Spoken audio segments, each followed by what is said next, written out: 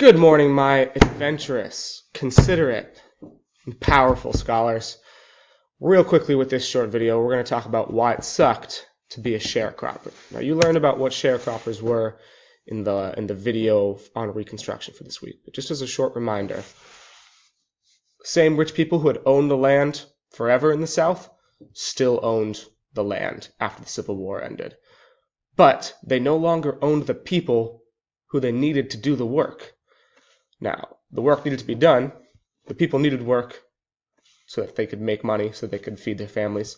And the people who owned the land needed people to do the work because they couldn't do it by themselves.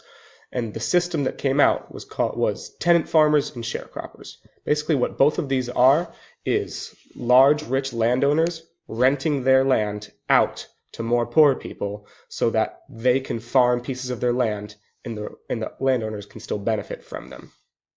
But specifically what we're going to talk about is the sharecroppers. Sharecroppers were farmers who were usually more poor than the tenant farmers, so they had to rent their tools from the landowner, the land itself, any seeds that they were using, and then they didn't legally own the crops. They made a deal with the landowner when they rented the land to give them a certain portion of what they grew. So this is a bit of a better representation for it. So step one, sharecroppers provided land and seed.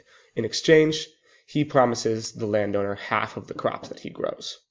Sharecropper buys food, clothing, all of the various things from the landowner because, they think they're going to make some money off this stuff that they do and be able to pay it back. Sharecropper plants and harvests crops. Then they give the landowner the amount of crops that they were expected to give them, half the earnings, minus the cost of all of those purchases that they made up here. So they give them a bunch of crops, and then they also give them enough crops to make up for all the stuff that they borrowed. When they're kind of settling up, making sure that the landowner gets enough money for all the stuff that was borrowed, the landowner says that the sharecropper owes more than they grew, saying that they didn't even grow enough to make up for all the stuff that they rented. Remember, they rented the land, they rented some clothes, it looks like, some seeds, all the tools they used. So now they're kind of confused. In order to pay his debt, the sharecropper promises more of next year's crops. More of next year. Instead of half, like it was this first year, next time they promise 60%. But then the same kind of cycle happens. They still need to borrow to rent all of this same stuff. So when they get around to the next year again, they still don't have enough to pay for what they borrowed earlier. If they don't, they have to take out even more debt, promise even more of the next year's supply to give to the landowner. So it was just a cycle of constantly being in more and more and more and more and more and more and more debt because they had this extra step of getting food, clothing, seeds, the tools that they needed to work.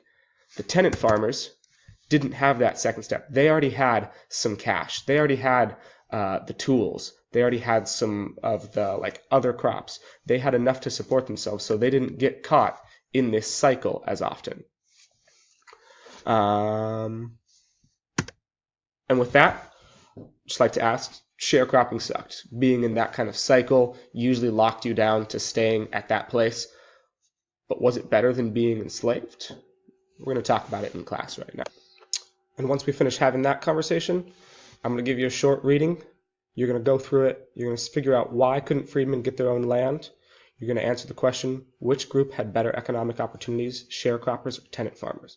Now, I know I just went through how one group had better opportunities, but you're going to need to pick something out of the reading to be your evidence in your CER. Pick something out of the reading, not out of what I said in the video. And then what we're going to finish the day with is the right side of the room is going to be writing a letter from the point of view of a tenant farmer. The left side is going to be from the point of view of a sharecropper. You're going to pretend that you're a freedman or freedwoman who decided to stay in the South, establish your own farm after the end of the Civil War, and based on your side of the room, you're one of these two things. Now, I was in a Roman mood when I made this PowerPoint, so your cousin Augustus moved up north after the Civil War and is writing you a letter to ask how things are going since the war ended. You decide to write him back, tell him about your career. If you're writing about sharecropping, Yeah. If you're writing about tenant farming, you're probably a little bit more positive. Then, you're going to talk about some help that you received from the Freedmen's Bureau. Now, in your notes, you should know what kind of things the Freedmen's Bureau helped freedmen with. If you didn't fully finish taking your notes, ask someone if you can borrow theirs. 3, your upsetness with Jim Crow laws. That's also in your notes from last night, and you can figure out what kind of stuff you would be upset about Jim Crow laws. Remember, you're a freedman or freedwoman. And then finally, if you feel like creating some family drama, then you make that family drama and throw it in the letter. It'll be a fun time. Once you finish the CER, you'll start working on this. I'll have the slides up. It'll be a fun day.